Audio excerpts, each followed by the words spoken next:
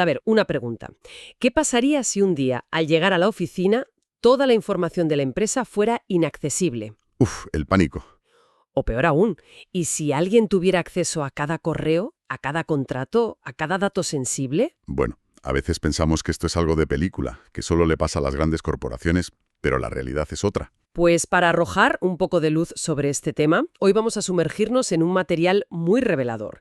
Es la guía Ciberamenazas contra entornos empresariales, del Instituto Nacional de Ciberseguridad de España, el INCIBE. Un documento muy completo, la verdad.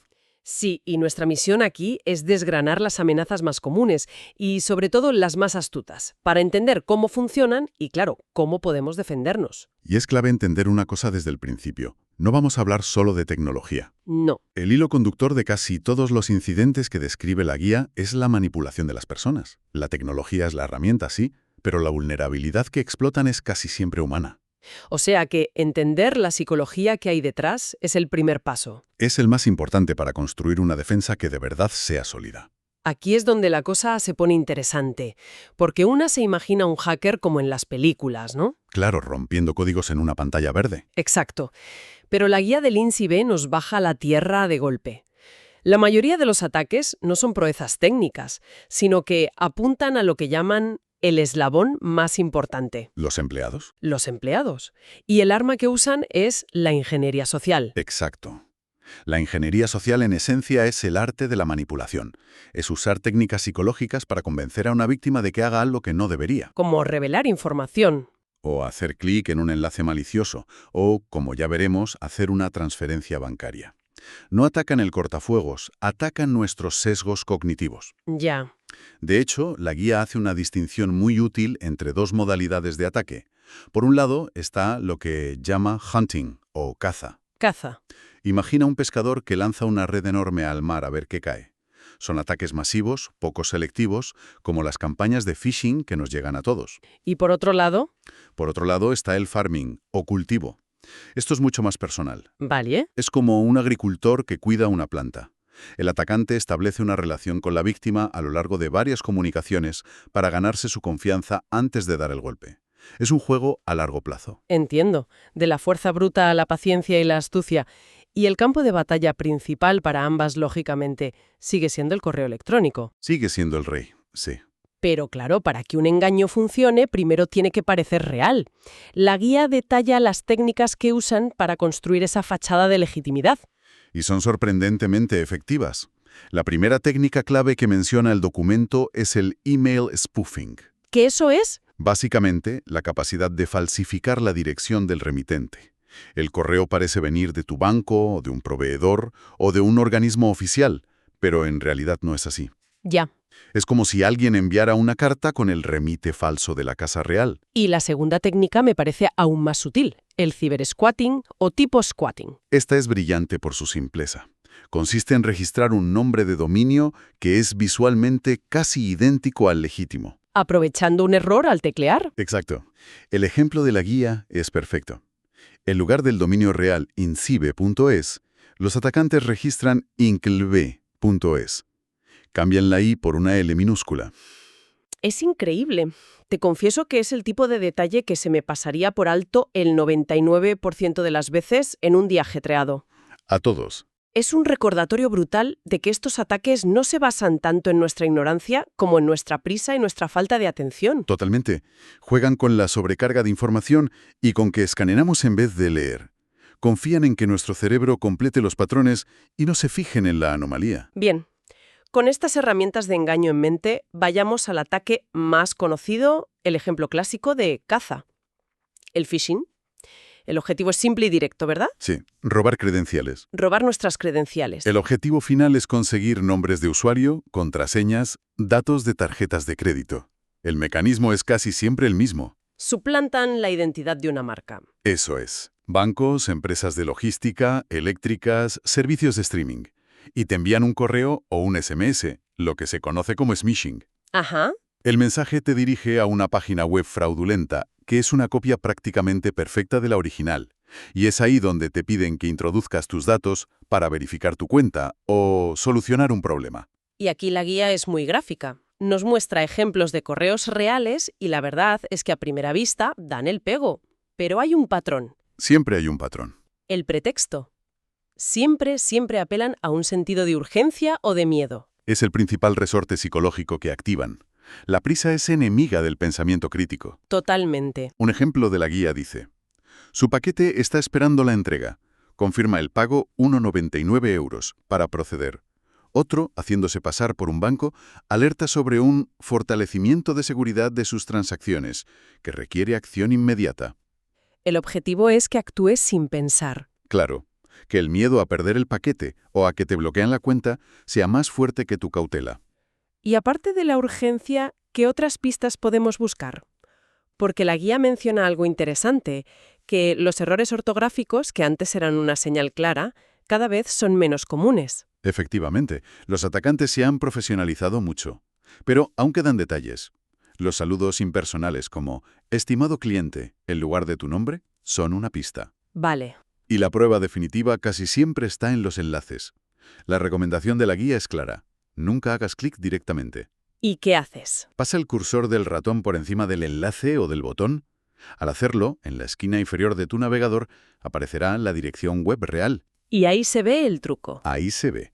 Y casi siempre verás que no tiene nada que ver con el dominio oficial de la empresa que dicen ser. Es un gesto muy simple que puede ahorrar muchísimos problemas. Y la recomendación del INCIBE es tajante. Y creo que vale la pena repetirla. Desde Lolo. Ninguna entidad legítima, y menos aún un banco, te va a pedir tus credenciales completas por correo. Jamás. Ante la duda, cierras el correo, abres tu navegador y tecleas tú misma la dirección de la web. O usas la aplicación oficial. Exacto. Es la única forma de estar segura de que estás en el sitio correcto. Hasta ahora hemos hablado de engaños masivos, de esa red que se lanza a ver quién pica. Pero ahora entramos en un terreno mucho más sofisticado y peligroso. El del farming o cultivo. Hablemos del fraude del CEO, también conocido como spear phishing. El nombre ya impone, ¿eh? Es que aquí el ataque es quirúrgico.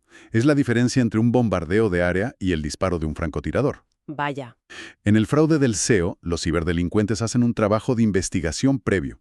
Estudian la estructura de la empresa, identifican a los directivos y sobre todo a la gente del departamento financiero. A los que tienen capacidad para autorizar pagos. Exacto. Y la estafa, tal y como la describe la guía, es de película.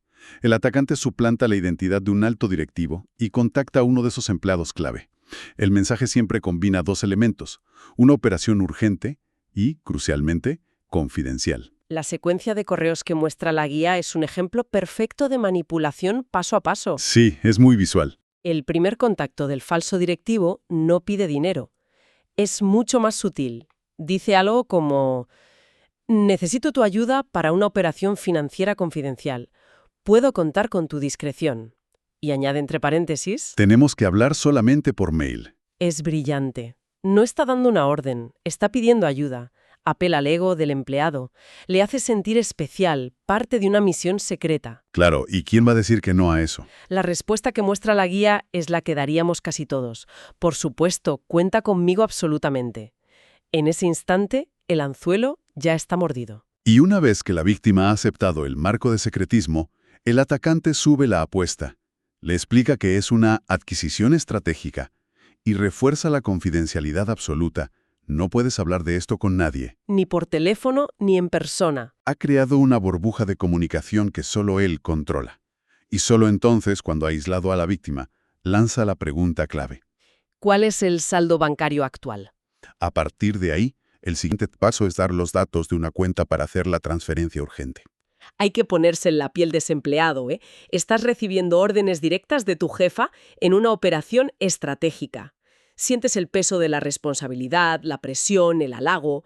Es fácil entender cómo el juicio crítico puede quedar anulado. Ese es exactamente el objetivo.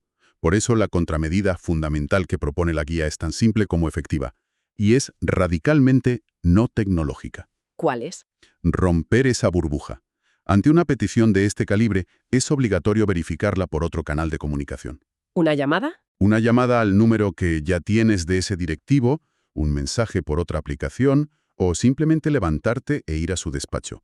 Cualquier cosa que rompa el canal que controla al atacante.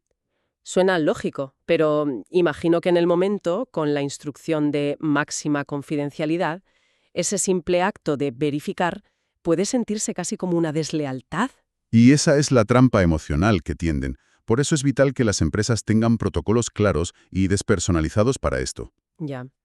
La guía menciona una idea interesante, que algunas empresas implementan un código secreto o una palabra clave interna, Ah, qué bueno. conocida solo por las personas autorizadas para confirmar la legitimidad de pagos sensibles. Esto elimina la presión sobre el empleado y convierte la verificación en un paso obligatorio del proceso. No en una muestra de desconfianza. Exacto. De acuerdo. Hemos visto ataques que buscan que hagamos algo. Hacer clic, dar datos, transferir dinero. Pero la guía también cubre otra familia de amenazas, quizá más directa y, no sé, más aterradora. Sí, porque no busca engañarnos. No. Busca directamente secuestrar nuestros activos digitales. Hablemos del ransomware. El ransomware es una de las mayores pesadillas para cualquier organización. Es un tipo de malware, un software malicioso, que cuando infecta un sistema no roba la información, sino que la cifra. La bloquea. La bloquea, sí. Todos los documentos, bases de datos, archivos de proyectos, todo se vuelve inaccesible. Y a continuación, los atacantes muestran un mensaje en pantalla exigiendo un rescate.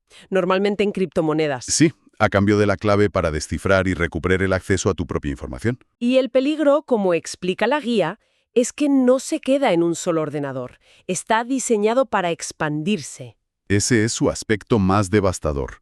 Una vez que infecta un equipo, intenta propagarse por toda la red local, cifrando servidores, unidades compartidas, Puede paralizar una empresa entera. en cuestión de horas. Sí, Es un escenario de crisis total.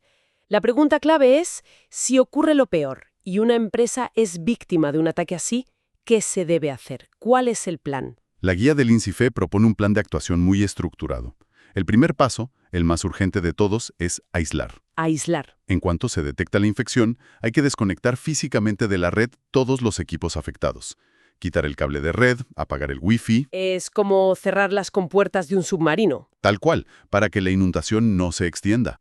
Detener la propagación es la prioridad número 1. Un momento. El siguiente paso que menciona la guía es clonar. Suena muy técnico. ¿Realmente se espera que alguien de marketing, por ejemplo, sepa clonar un disco duro en medio del pánico? Es una pregunta excelente y muy práctica. Tienes toda la razón. ¿O el verdadero primer paso es llamar a un especialista? El paso 0 es siempre activar el plan de respuesta a incidentes, que debería incluir contactar inmediatamente con el equipo de TI o con un proveedor de ciberseguridad. Vale. Los pasos de la guía son el protocolo que esos especialistas seguirán. El de clonar los discos es fundamental para ellos, porque les permite trabajar sobre una copia para analizar el ataque sin alterar las pruebas del crimen originales. Entendido. Aislar para contener y llamar a los expertos. Una vez que ellos tienen los discos clonados, ¿qué sigue? La siguiente fase es desinfectar y recuperar. Se intenta eliminar el malware y, lo más importante, se busca una forma de descifrar los archivos sin pagar el rescate. ¿Y eso es posible? A veces. La guía menciona un recurso valiosísimo, el proyecto No More Ransom. Ah, sí, de Europol. Sí, impulsado por Europol y varias empresas de ciberseguridad. Es una web que recopila herramientas de descifrado gratuitas para muchísimas variantes de ransomware. No siempre funciona, pero es el primer sitio donde hay que mirar. Y si eso no funciona, si no hay herramienta para tus archivos, llegamos al último recurso. Exacto. El último paso es restaurar. Aquí es donde se demuestra si la empresa ha hecho los deberes. La copia de seguridad. La solución final es formatear los sistemas y restaurar toda la información desde una copia de seguridad. Y esto subraya la importancia crítica, vital, de tener una política de copias de seguridad robusta. Estén aisladas de la red. Y sobre todo, que se haya probado periódicamente que funcionan. Una copia de seguridad que nunca se ha probado no es una copia de seguridad fiable.